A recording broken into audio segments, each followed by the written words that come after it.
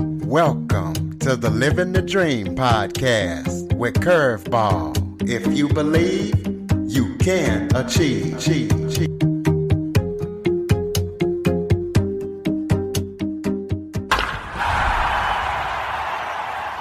Hello and welcome to another episode of Living the Dream with Curveball.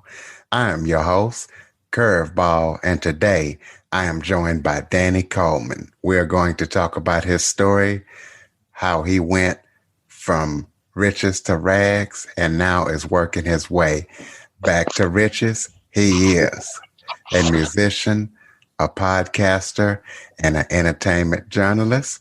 So we're going to be talking about how he is rebuilding his life at the age of 57 and what it takes for him to be able to keep going after all that he's went through. Danny, thank you so much for joining me today. Oh, thank you, Kerbal. Thank you so much. I greatly appreciate you having me on. Absolutely. Why don't you start off by telling everybody a little bit of background about yourself, maybe where you're from and anything else you might like us to know about you. Well, I was born on a Marine base in Beaufort, South Carolina, Parris Island. My father was in the Marine Corps. My whole family was from the Trenton, New Jersey area, Hamilton Township. When I was about 2, we came back up here. And I've been back home ever since. I became a musician at the age of 11 and a half. At the age of 12, my cousin, who was several years older than me, gave me Led Zeppelin IV, which totally changed my life, literally changed my life forever. I began diversifying into my musical tastes. I was in the high school marching band, high school concert band. I've been playing in bands all my life, pop bands, rock bands, blues bands. I love to play the blues. I worked for the Wall Street Journal for 8 years right out of high school, Dow Jones and Company. And then I went and worked for United Parcel Service as a driver in the state of New Jersey's capital here, downtown Trenton. And until I couldn't anymore. Because I woke up one morning and just didn't feel right and never made it to work. I collapsed on my way to my vehicle with 4 herniated discs and blood in my spine. And 9 months later, I had surgery and I was no longer able to be a UPS driver. Now, in between all that, that's the Reader's Digest version, but I was married. I had children. I have 2 children. I have a son who is 28, a daughter who is 25. I now have an ex-wife who the divorce was less than stellar. So between the divorce and the back injury, I went nearly bankrupt and almost 3 days away from being homeless. After I had hurt my back, I decided to return to my first love, which was music and radio, because I had actually attended a broadcasting school in Trenton called the Allen Singer School of Broadcasting. And when I graduated from that, I thought to myself, this is great, but radio couldn't give me the hours or the salary or benefits that I was making working for the Wall Street Journal. So I kind of put it to the side. Well, when my back gave out, I revisited it. And here we are today. 12 years I've been doing rock on radio. It'll be 12 years, April 26th of this year. I now host a blues radio program. Again, I love playing blues music. I've been doing that since January of 2020.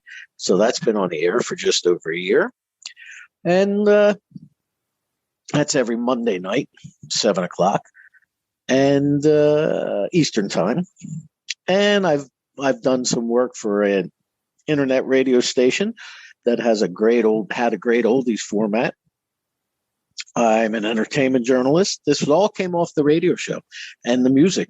I began writing for a local newspaper, and I made a lot of really good contacts, and I have talked with people I only dreamed of seeing in concert when I was a kid. And now they're pretty much like my peers. So it's been a really cool journey. So let's talk about your musician days. What got you into being a musician and what fueled your passion for that at age 11? Well, when I when I was a kid growing up, my parents they were young when they got married, and I came along about a year after they were married, a little more than a year after they were married. So my parents, consequently, are only 20 and 23 years older than me. So growing up in the house, my mom always listened to Elvis and Creedence Clearwater Revival, and my dad listened to things like the Platters and Charlie Pride, Charlie Rich, and he loved rock and roll music too. So there was always music on in my house, and nobody was a musician. My grandfather had a zither that we used to play with as kids, and he had a 1910 Victrola in this garage just sitting there that we used to crank up the records and play. And I just began to love music. And then I was 11 and I was at my mother's cousin's wedding, and I just became infatuated with the drummer. And at the end of the night, he must have known that I couldn't stop watching him play. And he gave me his sticks and he said, you know what? I hope you get some use out of them or something. I can't remember the exact quote, but it was along those lines. A few months later, I started to take drum lessons, and the rest was history. So are the drums the only instrument that you play, or do you play other type of instruments? Well, I play the drums. I also do Latin percussion, so congas, bongos, timbales, a lot of hand percussion, things of that nature. A little bit of guitar, a little bit of harmonica, but not enough to mention, really. Do you have any current bands that you're playing in, or any current gigs that you're working on right now? Right now, no. With COVID, there's not a lot of things going on, especially here in New Jersey. Our governor's been really tough on that sort of thing. So there's not much happening. I do have some things in the works, but nothing that's concrete right now. Okay, well, we know you went from riches to rags, and now you're making it back up to riches. Let's talk about what you did after everything happened to you to rebuild your life, to work your way back up to riches. Yeah, that was not easy. Working at UPS, when I went through my divorce, which was very difficult for me, the circumstances surrounding it and what led up to it, it really took a toll on me financially. And then 2 years after it was finalized is when my back gave out. So I was faced with 3 years of unemployment. I'd never been unemployed in my life. And I still had child support and alimony to pay. The alimony went away because I had no income. I was living out of my savings account. And it eventually wasn't there anymore. There was a time, Kerbal, when I was down to $17 to my name between two accounts, savings and checking. And I, as I said, 3 days from being homeless, didn't know how I was going to pay my bills. And I never gave up. I never quit. I even began just stopping in a small chapel every morning just to say a prayer. And you know what? Here you go. I turn it over to you. I can't, some people claim, oh, I found God. No, it's not the case, but it's very freeing when you allow a higher power to help give you the confidence or give you the ability to alter your own course. And that's kind of what happened with me. I just realized that I'm done. There's nothing I can do about it. Here you go, Lord. It's up to you now. I put myself in your hands. 2 days after I turned it all over to essentially to God and said, I'm out of options. Help me out. A buddy of mine from high school called me and said, hey, I heard you're kind of struggling. Why don't you come stay with me till you get on your feet? And he took me in and allowed me to stay there rent free for quite a while till I got myself back up on my feet. So it's been a struggle, but the key element, as I said earlier, is I never gave up and I never quit. And I've actually got money back in the bank, and I have several sources of income, and I'm on my way back. Well, let's talk about your radio shows and all that you're doing and everything that you got going on. Tell us about your podcast. Tell us all things Danny Coleman. Oh, well, the radio show was born out of necessity. When I hurt my back, I revisited radio. I happened to see an ad as I was looking for other jobs, and the ad said, radio show hosts ideas wanted. It was a local AM station down in southern New Jersey. So I made a call, and the guy agreed to see me. I pitched the program, which is Rock on Radio. I interview, it started as an hour. Now it's a 2-hour program, but I interview a local band or unsigned artist, entertainers. I've done comics. I've done authors, actors, actresses, but it's mostly musicians. They come in, 2-hour interview, live performance. I spin stuff off their CDs. I play their records, and it gives them 2 hours to get their music out there. It gives them 2 hours to find out more about the artist as a person than as just their music. Most stations only give people 15, 20 minutes, maybe a half hour. I give them 2 hours to get their words out, the word about their music and their product out there. And it's been very rewarding. It really has. It's been very rewarding. I have a great producer named Claire Henwood, a great engineer named Art Ackerman. And the station is coaradio.com. I was on AM radio for 3 years and realized nobody's listening to me on AM radio.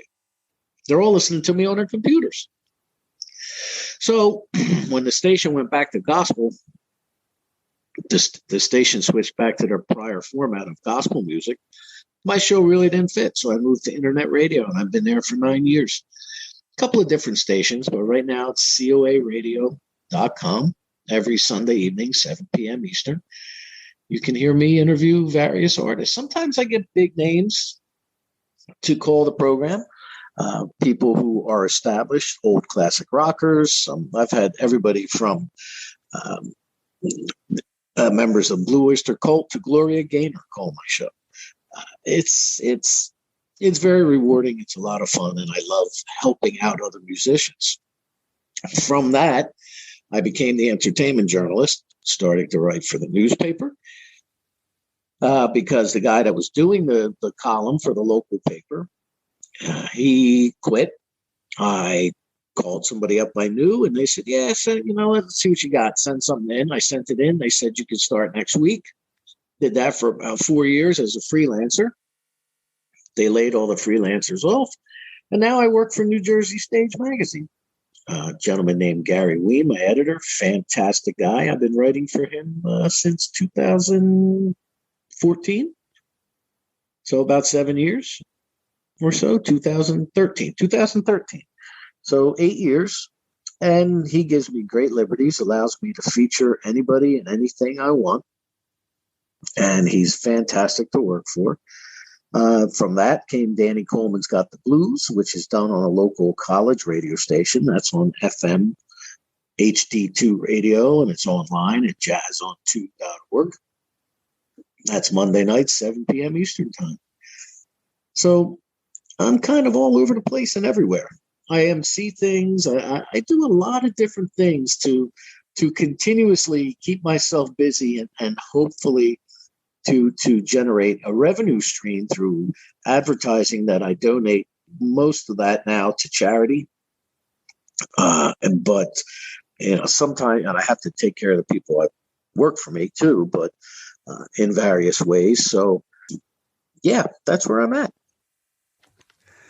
So let's talk about how radio has changed, because it sounds like you've been in it for a while, and there's been some huge changes in the past few years. That radio was already tough, but now it's even tougher. Talk about those changes and how tough it is, especially doing internet radio or radio period these days.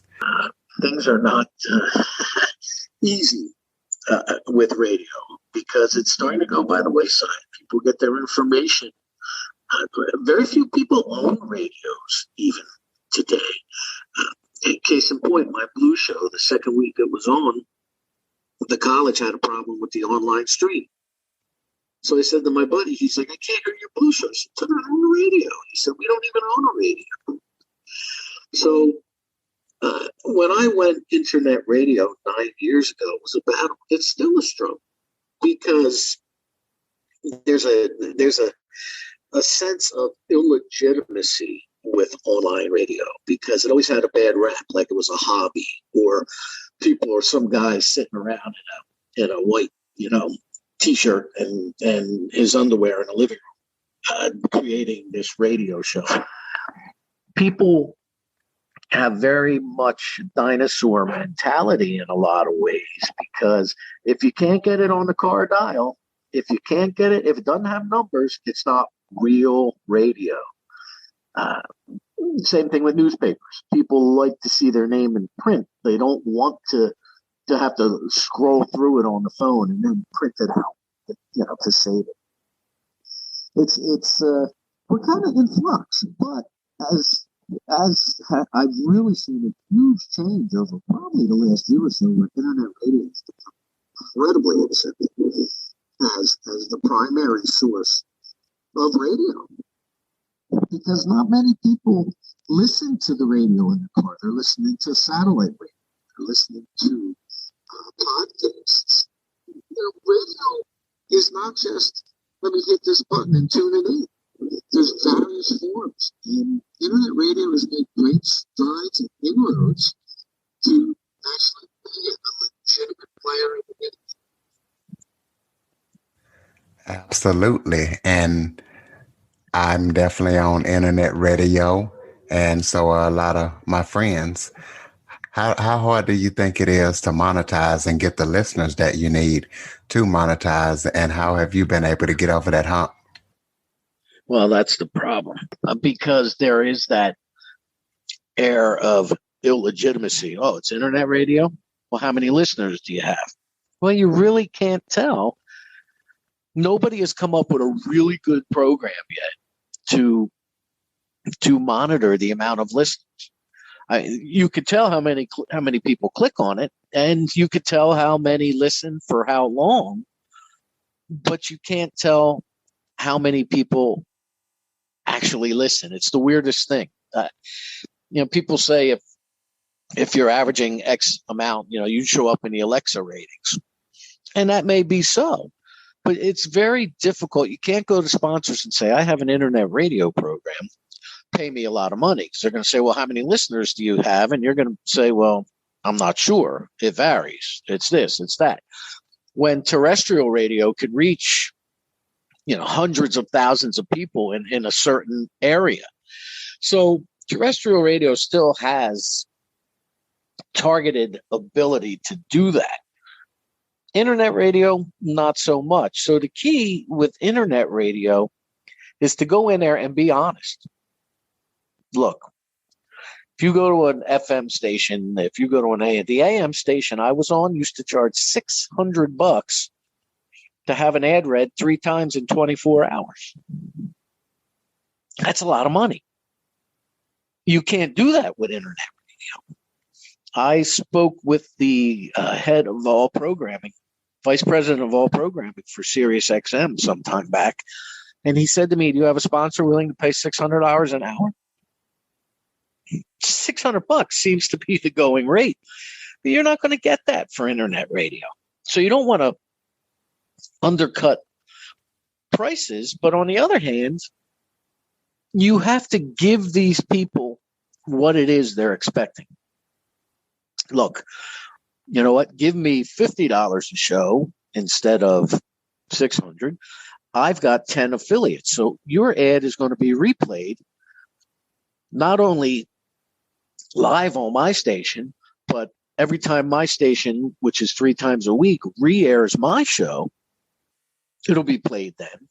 Plus, all my affiliates are going to play your ad. So your ad is going to be heard literally all over the globe all the time, 7 days a week for $50 a show. Buy 4 shows, I'll give it to you for the price of 3. You got to wheel, you got to be a salesman is what you have to do. So me right now with what I do, my station, City of Angels Radio, essentially it's a drug and alcohol rehabilitation outfit.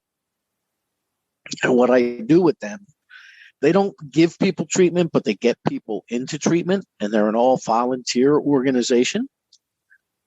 So I ask people to donate to the City of Angels, and if they do, I make them a sponsor for 30 days.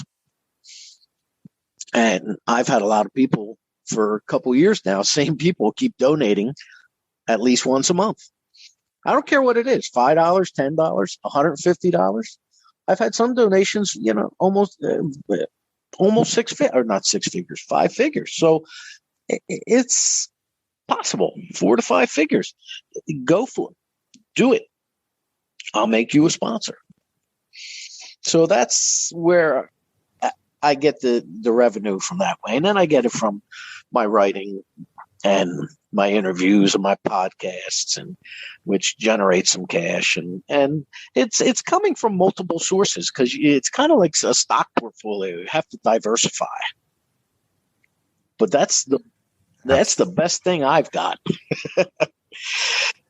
Absolutely. Speaking of your podcast, let's talk about your podcast. Tell us about it, how we can connect with it, and what you discuss on it. Well, my podcast essentially is the interviews that I either have on my radio program, people who call in, or that I use for my columns that I write for my entertainment journalism career. I send them to my editor, and they edit it down to 15 to 20 minutes max usually. And then they put it up and market it on anchor.fm. And you can find it there under anchor.fm/Rock On Podcast. You can find it on Spotify under Rock On Podcast, Google Podcast under Rock On Podcast. So that's the whole thing there. And there, at least, there's a revenue stream. There, you've got people working to get statistics. So you have people telling you, okay, here's what this age group, they have all these focus groups that listen to your podcast. This way I know what to do, how to improve, what to take out, what to put in. And so far it's working pretty well. Do you have any other projects that you're working on that the listeners need to know about? Every week, it seems I get all kinds of things handed to me. Some are good, some are bad, some are, I'm not too sure.